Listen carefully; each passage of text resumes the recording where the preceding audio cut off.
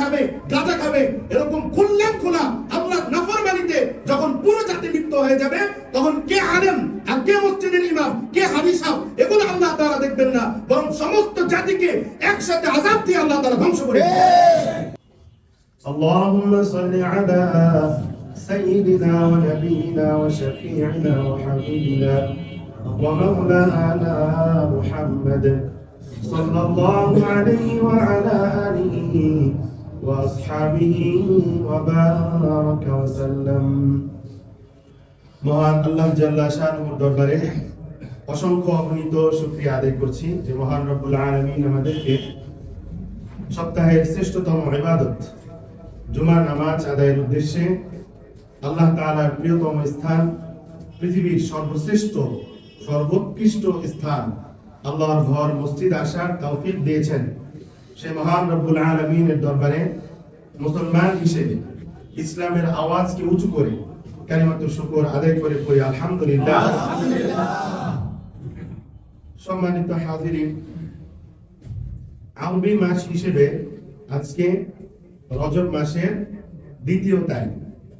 রজব এটা আরবির যে 12 মাস আছে, এই 12 মাসের 7ম মাস হচ্ছে রজব মাস। আল্লাহ রাব্বুল আলামিনের কাছে 12টি মাসের মধ্যে 4টি মাস সবচেয়ে বেশি সম্মানিত। এই রজবের শাব্দিক অর্থ সম্মান করা, রজবের শাব্দিক অর্থ সম্মান করা। তাহলে রজব মাসকে রজব হিসেবে কেন নামকরণ করা হয়েছে? তো বলা হয়ে থাকে যে লিআন্নাহুম কানু ইউআযিমুনা, যে এই মাসটিকে আরবের লোকেরা সম্মান করত। জাহিলি যুগেও তারা এই মাসটি কি করত? সম্মান করত। এর সাথে সাথে শরীয়ত ওয়াকাদ আযযামাতু শরীআতু আইদান, আমাদের ইসলামিক যে শরীআ আছে এই শরীআও এই মাসটিকে সম্মান করেছেন। সুবহানাল্লাহ। আল্লাহ রাব্বুল আলামিন পবিত্র কালামে পাকে ইরশাদ করেন, বিসমিল্লাহির রহমানির রহিম, ইন্না ইদ্দাতাশ শুহুরি ইনদাল্লাহি 12 শাহরা ফি কিতাবিল্লাহি ইয়াওমা খালাকাস সামাওয়াতি ওয়াল আরদা মিনহা আরবা'তুন হুরুম। আল্লাহ রাব্বুল আলামিন বলেন, নিশ্চয়ই আল্লাহর গণনায় মাস হচ্ছে 12টি, মিনহা আরবা'তুন হুরুম, এবং এর মধ্যে 4টি মাস হচ্ছে সম্মানিত। বলেন সুবহানাল্লাহ। এবং এটা কোন দিন থেকে? ইয়াউমা খালাকাস সামাওয়াতি ওয়াল আরদ, যেদিন থেকে আসমান এবং জমিন আল্লাহ রাব্বুল আলামিন সৃষ্টি করেছেন, সেদিন থেকেই আল্লাহর গণনায় মাস সংখ্যা কয়টা ভাই? 12টা। এর মধ্যে সম্মানিত কয়টা? 4টা। এই 4 মাসের একটি মাস হচ্ছে রজব, আর বাকি 3 মাস একসাথে যুলকাদা, যুলহিজ্জা এবং মুহররম, অর্থাৎ আরবি মাসের 11তম, 12তম এবং বছরের শুরুর যে মাস মুহররমুল হারাম, এই মাস আর হচ্ছে রজব। এই 4টা মাস হচ্ছে আল্লাহ রাব্বুল আলামিনের নিকট অধিক সম্মানিত। বলেন সুবহানাল্লাহ। এখন এই মাসগুলোকে বলা হয় হারাম মাস। কি মাস? হারাম মাস। আমরা যেমন বলে থাকি হারাম শরীফ, বলি না? তো মক্কা এবং মদিনাকে হারাম কেন বলা হয় এবং এই মাসগুলোকে কেন হারাম বলা হয়? আল্লাহ রাব্বুল আলামিন পবিত্র কোরআনুল কারীমে এই কথার উত্তর দিয়েছেন এভাবে, যখন নবী আপনার কাছে মানুষরা আসে, ইয়াসআলুনাকা আনিশ শাহরিল হারামি কিতালিন ফি, তারা আপনার নিকট এই হারাম মাস সম্পর্কে জিজ্ঞাসা করে এবং হারাম মাসে যুদ্ধ বিগ্রহ করার হুকুম কি এই সম্পর্কেও আপনার কাছে জানতে চায়।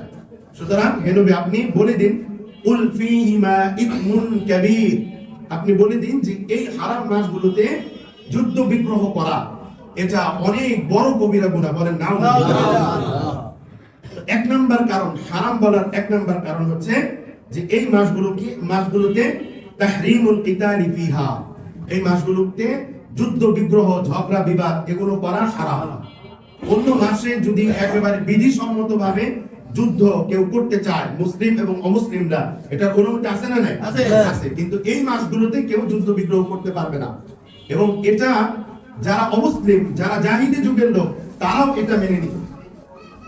দ্বিতীয় কারণ, এই মাসগুলোকে হারাম বলার দ্বিতীয় কারণ হচ্ছে যে এই মাসের মর্যাদা যেহেতু বেশি, অন্য মাসে আমল করলে আল্লাহ রাব্বুল আলামিন যতটুকু সওয়াব দেন, প্রতিদান দেন, এই মাসগুলোতে আমল করলে সওয়াবের পরিমাণ আল্লাহ রাব্বুল আলামিন বৃদ্ধি করে দেন, সম্মানিত।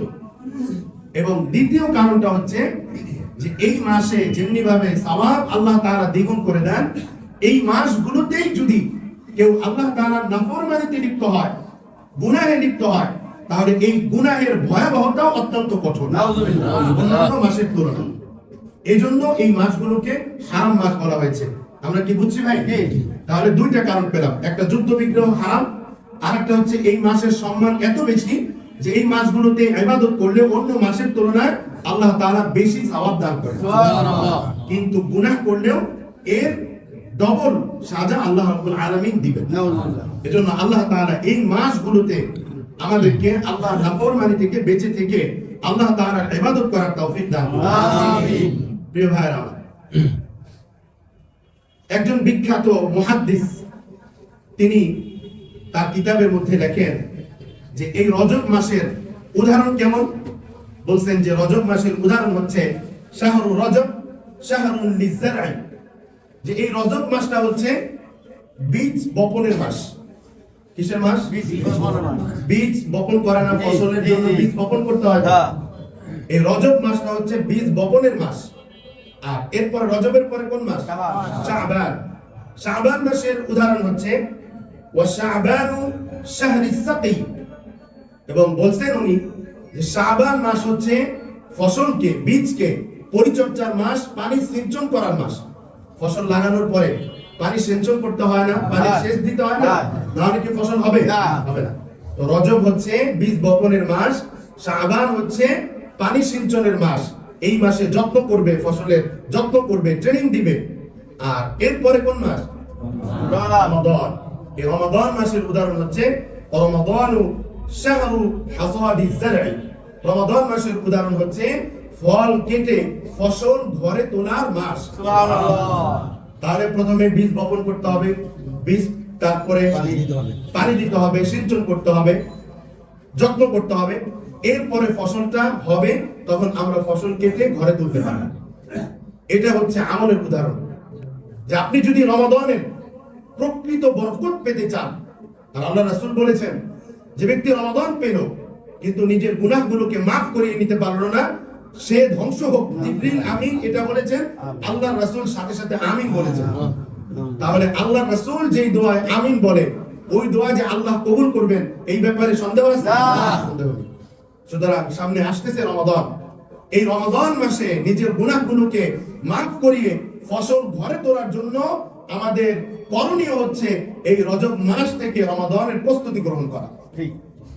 যারা শ্রমিকজন আছেন, আস্তে আস্তে এই রজব এবং শাবানে কাজগুলোকে মোটামুটি একটু ভালো পরিশ্রম করে রমাদানে যেন পরিশ্রম কম করতে হয়, বাকি সময়টা যেন আল্লাহর ইবাদতে কাটাতে পারেন, এইভাবে প্রস্তুতি গ্রহণ করলে রমাদান মাসের যে আসল ফসল, গুনাহ মাফের ফসল, সেটা আমরা প্রত্যেকেই ঘরে তুলতে পারবো। ঠিক কি না? ইনশাআল্লাহ আল্লাহ তাআলা আমাদেরকে তৌফিক দিন।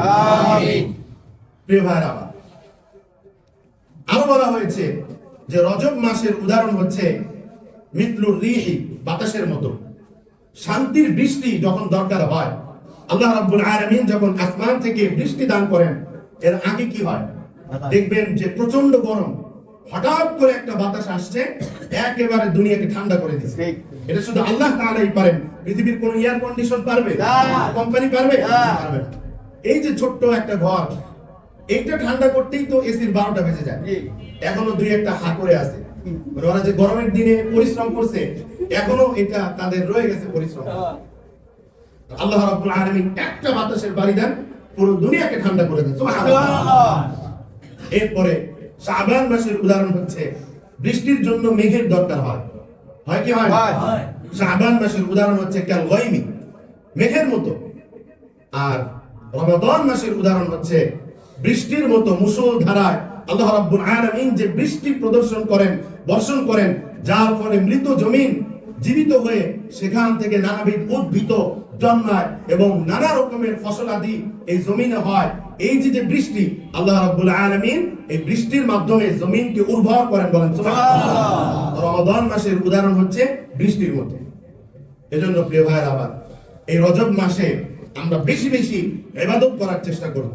রজব মাস উপলক্ষে বিশেষ কোনো ইবাদত নেই, এই মাসের মর্যাদা আছে, কিন্তু বিশেষ কোনো ইবাদতের কথা শরীয়ত বলে না। কিন্তু এই মাসে আমাদের করণীয় হচ্ছে আমলের দিকে মনোযোগী হওয়া এবং গুনাহের আসবাব থেকে নিজেদেরকে বিরত রাখার চেষ্টা করা।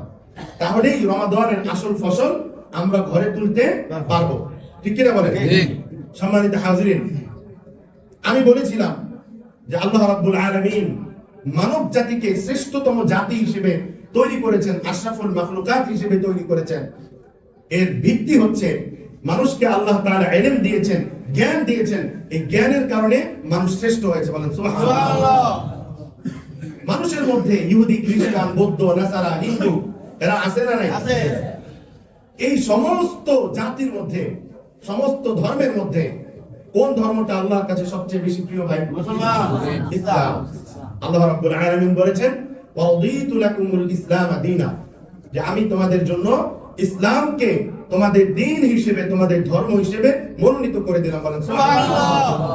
অপর আয়াতে আল্লাহ রাব্বুল আলামিন ইরশাদ করেন ইন্নাদ দীনা ইনদাল্লাহিল ইসলাম।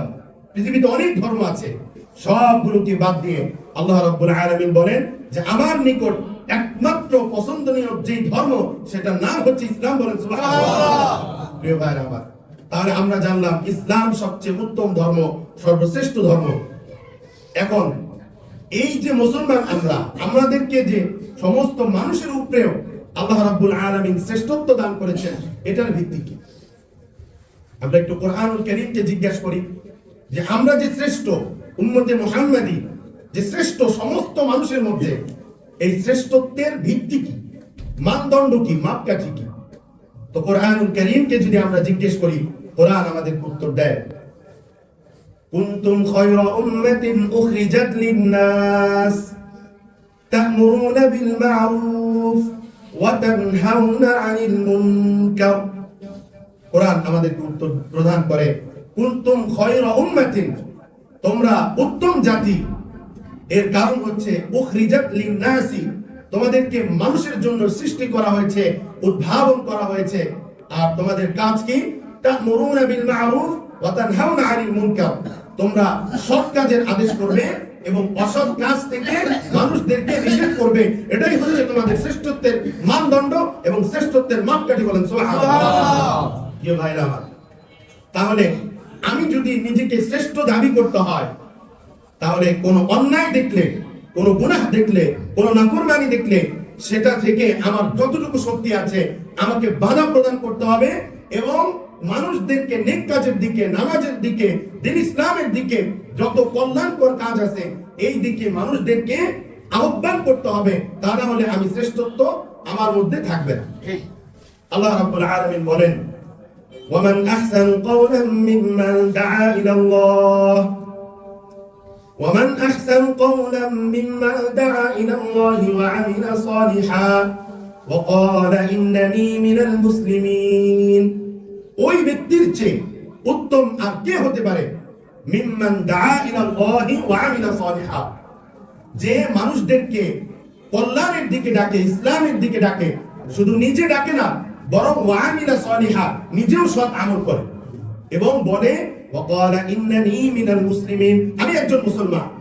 এই কথা বলে মানুষদেরকে সৎ পথে ডাকে, কল্যাণের কথা বলে, নিজেও সৎ আমল করে। মান আহসানু কওলান, আল্লাহ তাআলা বলেন এই কথা বলতে ওয়ালার চেয়ে এই পৃথিবীতে উত্তম ব্যক্তি আর নাই। বলেন সুবহানাল্লাহ। প্রিয় ভাইরা আমার, এজন্য আল্লাহ রাব্বুল আলামিন কুরআনুল কারীমে এই উম্মতে মুহাম্মাদীকে উদ্দেশ্য করে বলেন وَلْتَكُنْ مِنْكُمْ أُمَّةٌ يَدْعُونَ إِلَى الْخَيْرِ وَيَأْمُرُونَ بِالْمَعْرُوفِ وَيَنْهَوْنَ عَنِ الْمُنكَرِ وَأُولَئِكَ هُمُ الْمُفْلِحُونَ। আল্লাহ তাআলা বলেন وَلْتَكُنْ مِنْكُمْ أُمَّةٌ, তোমাদের মধ্যে এমন একটি দল থাকা উচিত, এমন একটি জাতি থাকা উচিত, এমন একটি গোত্র থাকা উচিত যাদের কাজ হচ্ছে ইয়াদউনা ইলাল খায়র, যারা মানুষদেরকে নেক কাজের দিকে ডাকবে। বলেন সুবহানাল্লাহ। এবং ওয়ায়ামুরুনা বিল মা'রুফ ওয়ায়ানহাউনা আনিল খায়র ওয়ায়ানহাউনা আনিল মুনকার, এবং মানুষদেরকে অসৎ কাজ থেকে বাধা প্রদান করবে। তোমাদের মধ্যে যদি তোমরা উত্তম হতে চাও, তাহলে তোমাদের মধ্যে প্রত্যেকটা এলাকায়, প্রত্যেকটা পঞ্চায়েতে, প্রত্যেকটা গোষ্ঠীতে, প্রত্যেকটা মসজিদ কমিটির মধ্যে এমন একটা দল যেন থাকে যারা সৎ কাজের দিকে আদেশ দিবে এবং অসৎ কাজ থেকে বাধা প্রদান করবে, নিষেধ করবে। প্রিয় ভাইরা আমার, আমরা তো সকলেই নিজেদেরকে দাবি করি আমি রাসূলের উম্মত, আমি রাসূলকে অনেক ভালোবাসি। কি বলেন? আপনারা কি রাসূল সাল্লাল্লাহু আলাইহি ওয়াসাল্লামকে মহব্বত করেন? কতটুকু ভালোবাসেন? ওমর রাদিয়াল্লাহু তাআলা আনহু এসে বলেছেন, ওগো আল্লাহর রাসূল, আপনাকে আমি মহব্বত করি। আল্লাহ রাসূল সাল্লাল্লাহু আলাইহি ওয়াসাল্লাম বলেছেন, কতটুকু মহব্বত করো? বললেন যে পৃথিবীর সব মানুষের চেয়ে বেশি আপনাকে মহব্বত করি। তো তুমি তোমার সন্তান, সন্ততি, স্ত্রী, তোমার নিজের জানের চেয়ে কি তুমি আমাকে বেশি ভালোবাসো? ওমর রাদিয়াল্লাহু তাআলা বললেন যে না, এখনো এতটুকু ভালোবাসতে পারিনি। আল্লাহ রাসূল বললেন যে এখনো তুমি মুমিন হতে পারো নাই। বলেন সুবহানাল্লাহ। ওমর রাদিয়াল্লাহু তাআলা চলে গেলেন, কিছুক্ষণ হাঁটলেন, হাঁটার পর আবার ফিরে আসলেন। ফিরে আসার পর ঘোষণা দিলেন, ওগো আল্লাহর রাসূল, আপনি সাক্ষ্য থাকেন, আপনি সাক্ষী থাকেন, আমি আপনাকে সাক্ষী রেখে আল্লাহ তাআলাকে হাজির নাজির মেনে বলছি, সমগ্র পৃথিবীর সমস্ত মানুষ আমার স্ত্রী সন্তান সব কিছুর চেয়ে, আমার নিজের জানের চেয়ে আমি রাসূল সাল্লাল্লাহু আলাইহি ওয়াসাল্লামকে বেশি মহব্বত করি। সুবহানাল্লাহ। আল্লাহ রাসূল তখন বললেন, লা ইউমিনু আহাদুকুম হাত্তা আকুনা আহাব্বা ইলাইহি মিন ওয়ালিদিহি ওয়া ওয়ালাদিহি ওয়ান নাসি আজমাইন। তোমাদের মধ্য থেকে কোন ব্যক্তি ততক্ষণ পর্যন্ত প্রকৃত মুমিন হতে পারবে না যতক্ষণ পর্যন্ত সমস্ত মানুষ এবং নিজের সন্তান, সন্ততি, নিজের জানের চেয়ে আমি রাসূলের মহব্বত তার নিকট বেশি না হবে, প্রকৃত মুমিন হতে পারবেন। এখন আপনাদেরকে জিজ্ঞেস করি যে আপনারা কি সবাই প্রকৃত মুমিন হতে চান? ইনশাআল্লাহ। একেবারে মন থেকে বলবেন, সবাই কি প্রকৃত অর্থেই আল্লাহর রাসূলের আশিক হতে চান? ইনশাআল্লাহ। তাহলে মুখে আশিক আশিক বললে হবে না, এটা প্রমাণ দিতে হবে। প্রমাণ লাগবে না? লাগবে না। তো আল্লাহ রাব্বুল আলামিন এর প্রমাণ স্বরূপ বলছেন যে কারা রাসূলকে ভালোবাসে, কারা রাসূলকে আনুগত্য করে, মুখে বললেই হবে না, বরং আল্লাহ তাআলা এটার একটা উদাহরণ দিয়েছেন এবং যারা আল্লাহ রাসূলকে ভালোবাসবে তাদের বৈশিষ্ট্য কি হবে এই কথাও আল্লাহ তাআলা কোরআনুল কারীমে বলে দিয়েছেন। সুতরাং ওই গুণ যদি না থাকে তাহলে মুখে বললেই কি আল্লাহ রাসূলের ভালোবাসা হবে ভাই? হবে না। আল্লাহ রাব্বুল আলামিন কি বলেন? আল্লাহ রাব্বুল আলামিন বলেন, الذين يتبعون الرسول النبي الأمي الذي يجدونه مكتوبا عندهم في التوراة والإنجيل يأمرهم بالمعروف وينهاهم عن المنكر। الله تعالى বলেন, الذين يتبعون الرسول النبي الأم, যে আমার যে নবী আছে, রাসূল আছে, তার আনুগত্য করে কারা? যার কথা, যে রাসূলের কথা, ইয়াজিদুনাহু মাকতুবান ইনদাহুম ফিত তাওরাতি ওয়াল ইনজিল, তোমরা তোমাদের তাওরাতে এবং ইনজিলে যে রাসূলের কথা তোমরা পেয়েছো, ওই রাসূলকে ভালোবাসে কারা? যারা ভালোবাসবে, যারা আনুগত্য করবে, তারা কেমন হবে? ইয়া'মুরুনা বিল মা'রুফ ওয়া ইয়ানহাহুম আনিল মুনকার, তারা সৎ কাজের আদেশ করবে এবং অসৎ কাজ থেকে মানুষকে নিষেধ করবে। তারাই হচ্ছে আল্লাহর রাসূলের প্রকৃত অনুসারী। বলেন সুবহানাল্লাহ। যদি এই গুণ না পাওয়া যায় তাহলে মুখে শুধু বললেই হবে না যে আমি রাসূলকে মহব্বত করি, এটা বললেই হবে না। এজন্য প্রিয় ভাইরা আমার, প্রত্যেকটা গার্ডিয়ানের উচিত তার সন্তানকে সৎ কাজের আদেশ দেওয়া এবং অসৎ কাজ থেকে নিষেধ করা। ঠিক কিনা বলেন? কুরআনুল কারীমে আল্লাহ রাব্বুল আলামিন একটি সূরা নাযিল করেছেন। সূরার নাম হচ্ছে সূরাতুল লুকমান। এই লুকমান আলাইহিস সালাতু ওয়াস সালাম তার সন্তানকে কিছু উপদেশ দিয়েছেন। এই উপদেশগুলো আল্লাহ রাব্বুল আলামিনের কাছে অত্যন্ত পছন্দনীয় হয়েছে, সেজন্য সেই কথাগুলো আল্লাহ তাআলা পবিত্র কোরআনুল কারীমে একেবারে কোরআনের আয়াত স্বরূপ আল্লাহ নবীর কথাগুলোকে আল্লাহ তাআলা পৃথিবীবাসীর জন্য শিক্ষা গ্রহণের জন্য উল্লেখ করে দিয়েছেন। বলেন সুবহানাল্লাহ। তো এই সূরা লুকমানের এক আয়াত আল্লাহ রাব্বুল আলামিন বলেন, লুকমান আলাইহিস সালাতু ওয়াস সালাম তার সন্তানকে বলেছেন, সেই সম্পর্কে আল্লাহ তাআলা বলেন, ইয়া বুনাইয়া আকিমিস সালাতা ওয়া'মুর বিল মা'রুফি ওয়ানহা আনিল মুনকার ওয়াসবির আলা মা আসাবাক ইন্না যালিকা লামিন আজমিল উমুর। ইয়া বুনাইয়া, হে আমার আদরের সন্তান। বানি ইবনুন বানি, বানিনুন মানে হচ্ছে সন্তান, এটাকে তাসগীর করে, যারা আরবি ব্যাকরণ জানে তারা বুঝবে। তাসগীর করা হয় মহব্বত প্রকাশ করার জন্য, ভালোবাসা প্রকাশ করার জন্য।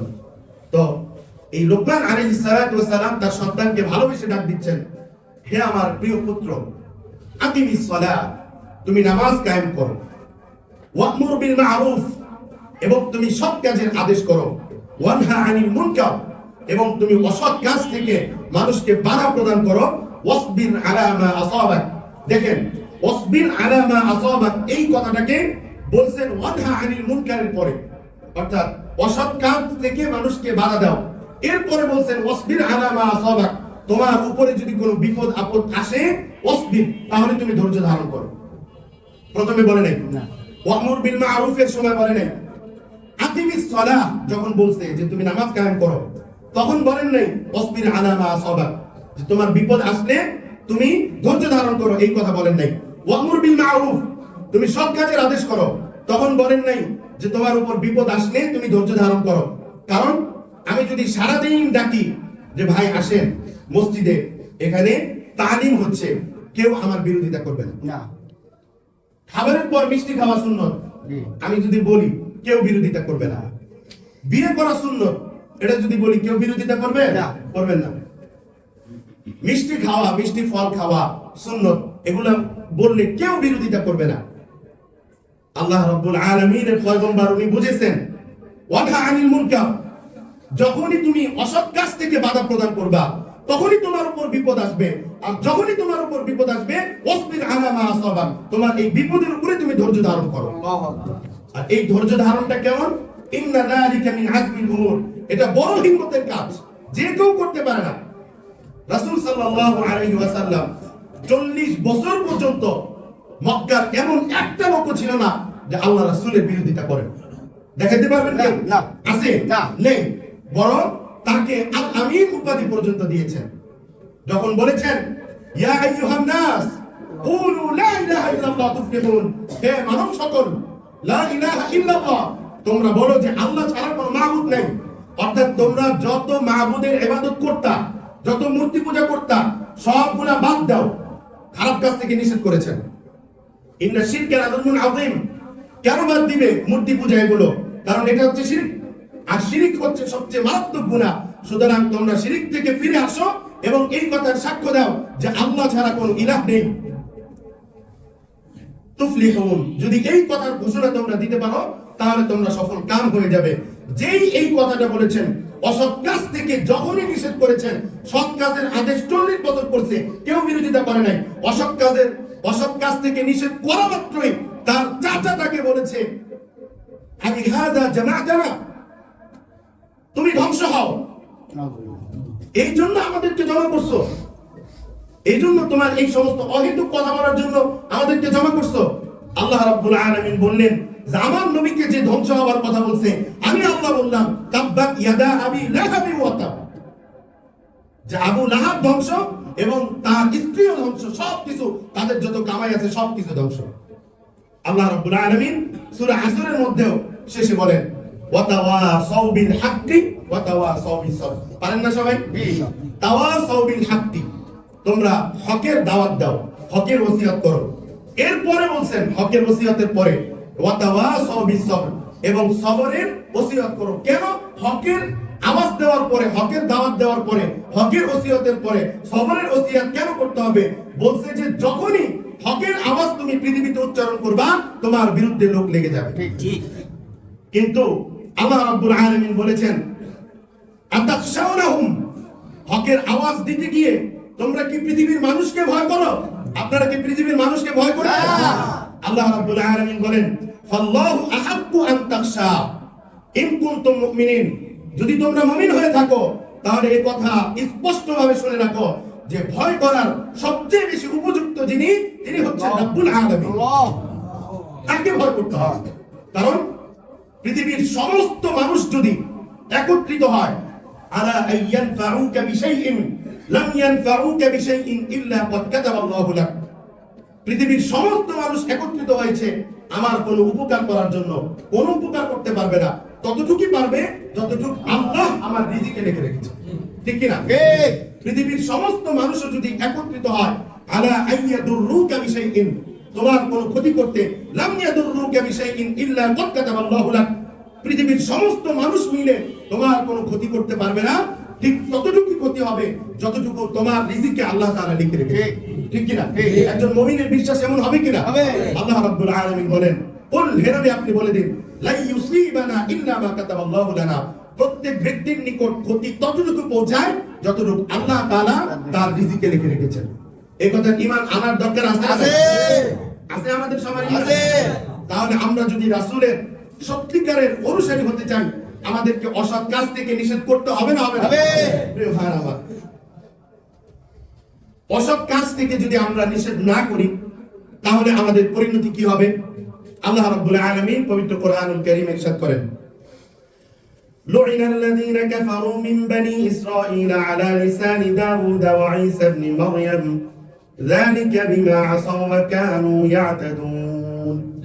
لعن الذين كفروا من بني إسرائيل, বনি ইসরাইলের যে সমস্ত কাফেররা, আলা লিসানি দাউদ ওয়া ঈসা ইবনে মারইয়াম, বনি ইসরাইলের কাফেরদেরকে আল্লাহ রাব্বুল আলামিন দাউদ আলাইহিস সালাতু ওয়াস সালাম এবং ঈসা আলাইহিস সালাতু ওয়াস সালামের পবিত্র জবান দিয়ে তাদেরকে আল্লাহ তাআলা লানত করেছেন। বলেন নাউযুবিল্লাহ। কেন? কারণ হচ্ছে যালিকা বিমা আসাউ ওয়া কানু ইয়াতাদুন, তারা নাফরমানি করত এবং সীমা লঙ্ঘন করত। কিভাবে? কানু লা ইয়াতানাহাউনা আন মুনকারিন ফাআলু, তারা যেই অসৎ কাজ করত, আল্লাহ তাআলা নাফরমানি করত, লা ইয়াতানাহাউনা আন মুনকারিন, এই অসৎ কাজ থেকে তারা মানুষকে বাধা প্রদান করত না। এজন্য আল্লাহ রাব্বুল আলামিন তাদেরকে আল্লাহর নবী ঈসা আলাইহিস সালাতু ওয়াস সালাম এবং আল্লাহর নবী দাউদ আলাইহিস সালাতু ওয়াস সালামের জবানে, পবিত্র জবানে তাদেরকে লানত করেছেন। বলেন নাউযুবিল্লাহ। এখন যদি আমরা সৎ কাজ এর আদেশ না করি, অসৎ কাজ থেকে যদি নিষেধ না করি, তাহলে আমাদের উপরে আল্লাহ রাব্বুল আলামিন আল্লাহর নবীর যে লানত আছে সেগুলো বর্ষণ করবেন নাকি করবেন না? করবেন। এজন্য প্রিয় ভাইরা আমার, যদি আমরা মুমিন হই, আমরা কি মুমিন নাকি মুনাফিক, এটা আল্লাহ রাব্বুল আলামিন যে উদাহরণ দিয়েছেন, এই উদাহরণের মাধ্যমে আমাদেরকে বুঝতে হবে। আল্লাহ তাআলা সূরা তাওবার 67 নম্বর আয়াতে ইরশাদ করেন, ওয়াল মুনাফিকুনা ওয়াল মুনাফিকাতু বা'দুহুম মিন বা'দ, যারা মুনাফিক তারা একে অপরের একেবারে শরীরের অংশ হয়ে গিয়েছে। তারা কি করে? ইয়া'মুরুনা বিল মুনকার ওয়া ইয়ানহাউনা আনিল মা'রুফ, তারা একে অপরকে মন্দ কাজের আদেশ করে, সৎ কাজ থেকে নিষেধ করে। উলাইকা হাবিতাত আ'মালুহুম ফিদ দুনিয়া ওয়াল আখিরাহ, আর যারা এরকম কাজ করে তাদের দুনিয়া এবং আখিরাতের সমস্ত আমলকে বরবাদ করে দিয়েছেন কে? আল্লাহ। এদিকে তাকান সবাই, সমস্ত আমলগুলোকে বরবাদ কে করে দিয়েছেন? আল্লাহ। আল্লাহ রাব্বুল আলামিন মুমিনের উদাহরণ দিয়েছেন। আল্লাহ তাআলা বলেন, ওয়াল মুমিনুনা ওয়াল মুমিনাতু বা'দুহুম আউলিয়াউ বা'দ, মুমিনদের উদাহরণ হচ্ছে তারা একে অপরের বন্ধু। সুবহানাল্লাহ। ইয়া'মুরুনা বিল মা'রুফ ওয়া ইয়ানহাউনা আনিল মুনকার, তারা সৎ কাজের আদেশ করে, অসৎ কাজ থেকে মানুষকে নিষেধ করে। ওয়া ইউকিমুনাস সালাহ, তারা সালাত কায়েম করে। ওয়া ইউতুনাজ যাকাত, এবং যাকাত আদায় করে। যারা এরকম করে আল্লাহ রাব্বুল আলামিন বলেন, তাদের জন্য আমি এমন জান্নাত তৈরি করে রেখেছি, তাজরি মিন তাহতিহাল আনহার, যার তলদেশ দিয়ে জান্নাতের নহর প্রবাহিত। বলেন সুবহানাল্লাহ। প্রিয় ভাইরা আমার, যদি আমি মনে করি যে আমি মুমিন নাকি মুনাফিক, এই যে আজকের আলোচনার মাধ্যমে আপনারা নিজেরা বের করতে পারবেন না? পারবেন কি পারবেন না? প্রিয় ভাইরা আমার, যারা রাষ্ট্রপ্রধান হবে, আল্লাহ রাব্বুল আলামিন তাদেরকে নির্দেশ দিয়েছেন, আল্লাযীনা ইম্মাক্কানাহুম ফিল আরদি আকামুস সালাহ ওয়া আতাউজ যাকাহ ওয়া আমারু বিল মা'রুফ ওয়া নাহাউ আনিল মুনকার ওয়া লিল্লাহি আকিবাতুল উমুর। আল্লাহ রাব্বুল আলামিন বলেন, পৃথিবীতে যাদেরকে আল্লাহ তাআলা দুনিয়াতে ক্ষমতা দান করেছেন আল্লাহর দয়ায়, তাদের কাজ হচ্ছে আকামুস সালাহ, তারা সালাত কায়েম করবে, ওয়া আতাউজ যাকাত, যাকাত আদায় করবে, ওয়া আমারু বিল মা'রুফ, তারা সৎ কাজের আদেশ করবে, ওয়া নাহাউ আনিল মুনকার, এবং অসৎ কাজ থেকে মানুষকে নিষেধ করবে। কিন্তু যদি তারা আল্লাহর খলিফা না হয় তাহলে তারা এগুলো করবে না, ঠিক কিনা বলে? এজন্য বাংলাদেশের 50 বছরের স্বাধীনতার ইতিহাসে দল পাল্টাইছে, কিন্তু ইসলামিক নিয়ম কানুন মানার ক্ষেত্রে রাষ্ট্রপ্রধানদের থেকে কখনো কোনো আওয়াজ আসে না, ঠিক কিনা বলে? রাস্তে বলেন। আমরা 15 বছর বৃষ্টির মধ্যে ভিজেছি, এই 15 বছর বৃষ্টিতে ভিজে এখন ওই বৃষ্টি থেকে বাঁচার জন্য ঝর্ণার নিচে দাঁড়াইছি, তাহলে তো শুকিয়ে যাবে, আরো ভিজবে। এজন্য প্রিয় ভাই আমার, যারা ছিল তারাও ইসলামের কথা বলে নাই, বরং ইসলামকে কিভাবে কুক্ষিগত করা যায়, মসজিদের ভিতরে আর মাদ্রাসার ভিতরে কিভাবে ঢুকিয়ে দেওয়া যায় এই চেষ্টা করেছে। আর ভালো ভালো আলেমদেরকে ধরে তারা জেলের মধ্যে নির্যাতন করেছে, নির্মম নিপীড়ন চালাইছে। তারা মনে করছে ইসলামকে ধ্বংস করে দিবে, কিন্তু ইসলামকে কি ধ্বংস করতে পেরেছে?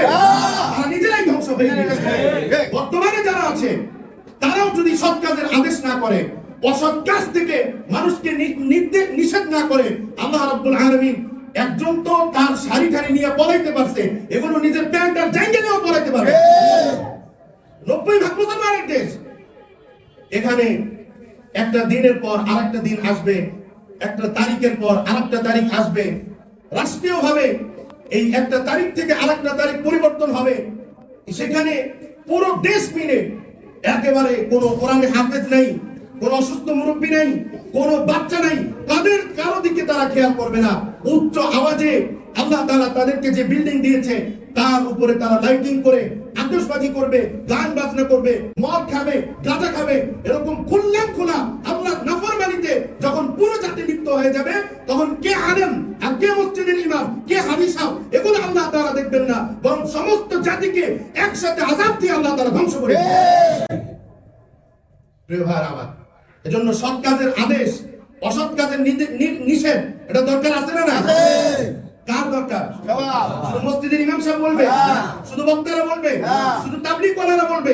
শুধু যারা বড় জুব্বা পরে তারা বলবে? প্রত্যেকটা মানুষের উপরে এই দায়িত্ব। যদি সে নিজেকে মুমিন দাবি করে, যদি সে আল্লাহর রাসূলের উম্মত দাবি করে, যদি সে দাবি করে যে সে আল্লাহ তাআলার বান্দা, কথা বলেন ঠিক আছে? প্রিয় ভাই আমার, যদি না করেন তাহলে কি হবে? আল্লাহ রাসূল সাল্লাল্লাহু আলাইহি ওয়াসাল্লাম বলেছেন, ওয়াল্লাযী নাফসি বিয়াদিহি, ওই সত্তার কসম যার হাতে আমার প্রাণ, লা তা'মুরুন্না বিল মা'রুফ ওয়া লা তানহাউন্না আনিল মুনকার, তোমরা অবশ্যই অবশ্যই সৎ কাজের আদেশ করো, অসৎ কাজ থেকে মানুষকে নিষেধ করো। যদি এটা না করো, আও লা ইউশিকান্নাল্লাহু আইয়াবআসা আলাইকুম ইকাবাম মিনহু, যদি এটা না করো তাহলে তোমাদের উপরে অচিরেই আল্লাহ রাব্বুল আলামিন এমন আযাব পাঠাবেন। কি আযাব? সুম্মা তাদউনাহু ফালা ইউস্তাজাবু লাকুম, যে তোমরা এই আযাবের কারণে তোমরা আল্লাহর কাছে দোয়া করবে, আল্লাহ রাব্বুল আলামিন তোমাদের একটা দোয়াও কবুল করবে। আমরা অনেকে বলি না, প্রত্যেক সপ্তাহে হুজুররা দোয়া করে, আল্লাহ এই দেশকে আপনি শান্ত করে দিন, এই দেশের মানুষকে আপনি নিরাপদে রাখুন, এই দেশে আপনি উন্নতি দিন, এই দেশে চোর লম্পট বাটপার যারা আছে তাদের থেকে দেশকে রক্ষা করুন। 50 বছর ধরে হুজুররা দোয়া করে আসছে, চোর বাটপার থেকে কি দেশ উদ্ধার হয়েছে? একদল চাঁদাবাজি আছে, শুধু নাম পাল্টাইছে। লম্পটি আছে, শুধু নাম পাল্টাইছে। চোরি আছে, শুধু নাম পাল্টাইছে। 50 বছর এই জাতি দেখেছে গণতন্ত্র দিয়ে দেশে শান্তি কায়েম করতে চেয়েছে। লা তাজরিবাল মুজাররাব, পরীক্ষিত জিনিসের পরীক্ষা হয় না। 50 বছর এই জাতি ট্রাই করেছে, গণতন্ত্র দিয়ে শান্তি আসে নাই। আগামী 500 বছর কেন 2000 বছরও শান্তি আসবে না। শান্তি যদি পেতে হয় এই জাতিকে, তাহলে কোরআন অনুযায়ী দেশ পরিচালনা করতে হবে, আল্লাহর খেলাফত এই রাষ্ট্রে কায়েম করতে হবে, তাছাড়া কোনোদিন শান্তি আসবে না। প্রিয় ভাইরা, এই যে গত তারিখে যারা আতশবাজি করছেন, যার সন্তানকে, যে যার পিতাকে আতশবাজি তার সন্তানকে কিনে দিয়েছেন, তার সন্তান বাড়ির ছাদে গিয়ে আতশবাজি করছে, সে সমস্ত গার্ডিয়ানকে মসজিদের এই মিম্বরে বসে একেবারে বুকে হাত দিয়ে দায়িত্বশীলতার সাথে বলছি যে আপনার যে সন্তান রাতের অন্ধকারে পুরো এলাকা মানুষের ঘুম নষ্ট করেছে, আপনার এই সন্তান পাগল। ঠিক, আপনার এই সন্তান দুনিয়ার মোহে শয়তানের যেই তাদের কার্যকলাপ আছে সেটাকে বাস্তবায়ন করার জন্য পৃথিবীতে বিচরণ করছে, সে আপনার কোনোদিন খেদমত করবে না, আল্লাহর কোনোদিন ইবাদত করবে না। সুতরাং অতি সত্বর আপনার সন্তানকে আপনি পাবনায় ভর্তি করেন। ঠিক কি না? প্রিয় ভাই, আপনি দেখেন একটু এই যে গান বাজনাগুলো বাজাইলা যারা বাজিয়েছে, এই আপনাদের জামিয়া সাইদুল উলুম মাদ্রাসা, এই মাদ্রাসার ছাত্ররা একটা দরখাস্ত লিখেছে, নিচে মুহতামিম সাহেবের সাইন নিয়েছে যে বছরের যে দিন শেষ, আমরা সারা বছর কোরআন হাদিস পড়ছি, বছরের শেষ দিন আমরা একটু গান বাজনা শুনতে চাই। সুতরাং আশেপাশের সব মানুষদের উচিত তাদের ছাদে গান বাজনা চালাইয়া আমাদেরকেও একটু শোনানো, কারণ আমরা তো মাদ্রাসার মধ্যে গান বাজনা চালাইতে পারি না। এরকম একটা দরখাস্ত দিছেন আপনাদেরকে? দিছে না? বুঝেন নাই কথা? 31 তারিখ রাত্রে গান বাজনা শোনার জন্য মাদ্রাসা থেকে কোনো দরখাস্ত দেওয়া হয়েছে?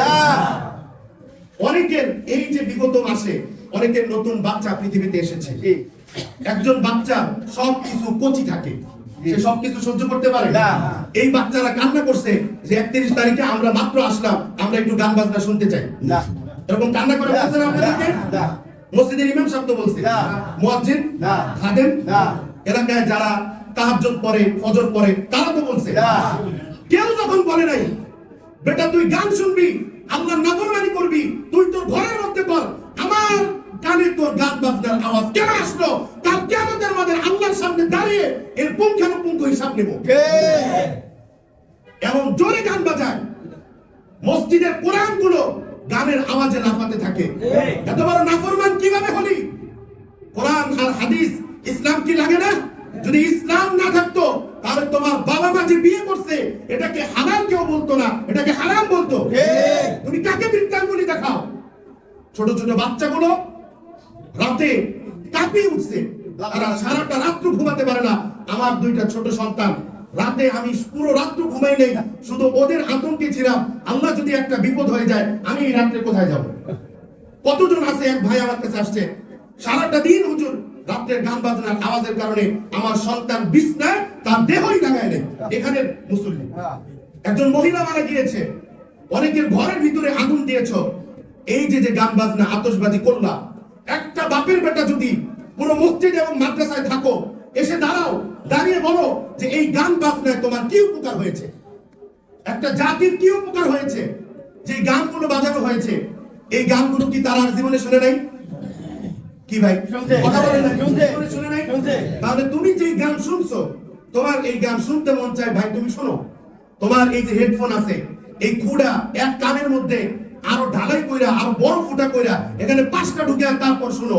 কিন্তু আমার মাদ্রাসার ছাত্রগুলো তো রাত 3টায় উঠে তারা তাহাজ্জুদ পড়ে, তাদের সওয়াব ইয়াদ করবে, তাদের ঘুম নষ্ট করার অধিকার তোমাকে 90% মুসলমানের দেশে কে দিয়েছে? যদি আমাদের সমাজে, বিশেষ করে আপনাদের এই মসজিদে, আমি অত্যন্ত জেনে আনন্দিত হয়েছি যেখানে কমিটির সদস্য 180 জন।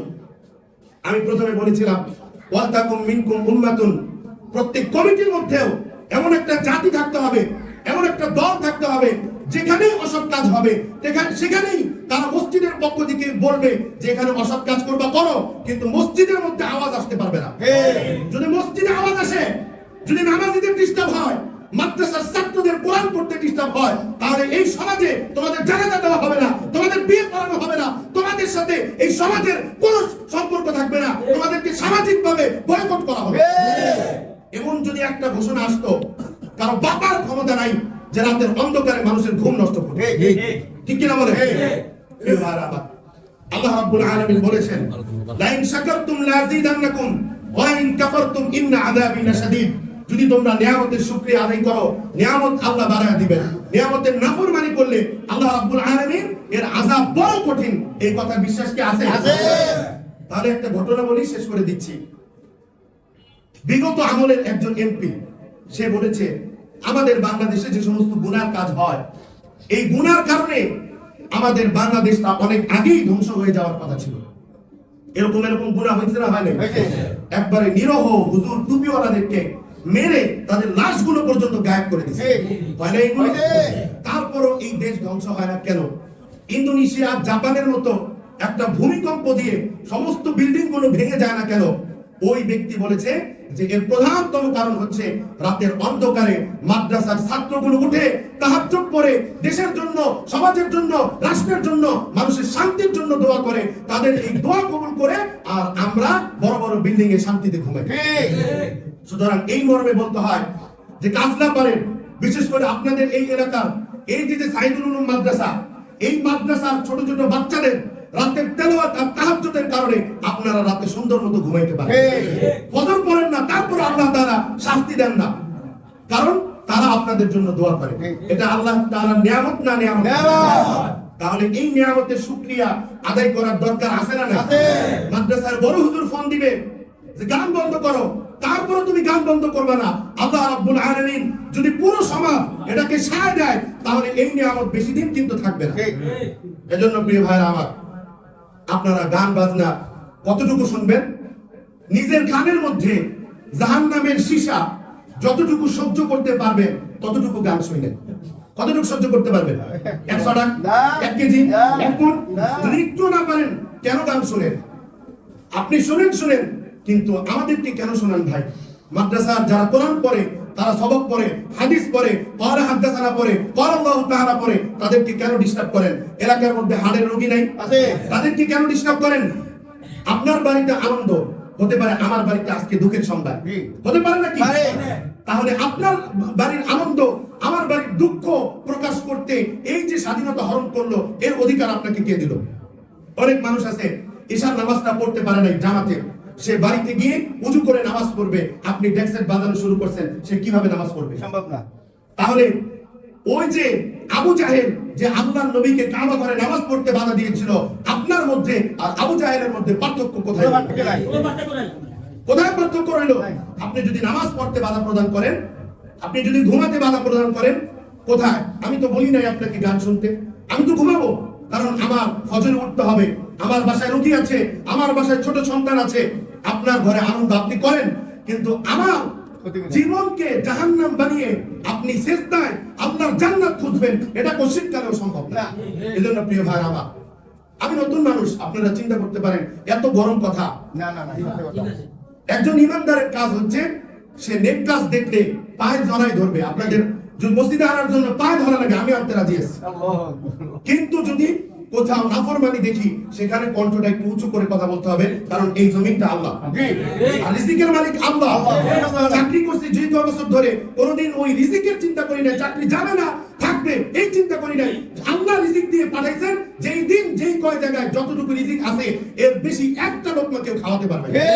যদি রিজিক না থাকে একটা লোকমা কেউ কেড়ে নিতে পারবে না, কেউ খাওয়াতে পারবে না, এই বিশ্বাস আমার আছে। আমার দায়িত্ব আপনাদেরকে বলে দেওয়া, মানা না মানা কার দায়িত্ব? আপনাদের দায়িত্ব। ইনশাআল্লাহ আমল করার চেষ্টা করবেন। আল্লাহ রাব্বুল আলামিন আমাদের সবাইকে অসৎ কাজ থেকে বিরত থেকে সৎ কাজ বেশি বেশি করার তৌফিক দান করুন। আমিন। ওয়া আখিরু দাওয়ানা আলহামদুলিল্লাহি রাব্বিল আলামিন।